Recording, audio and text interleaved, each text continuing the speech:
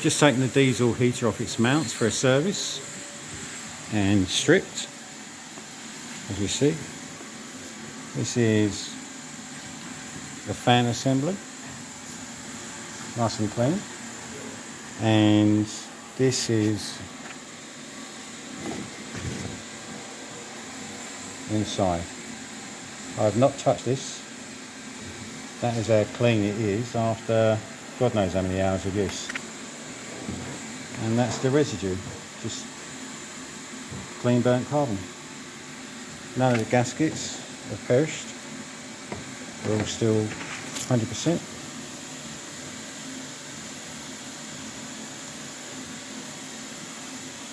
And spins freely.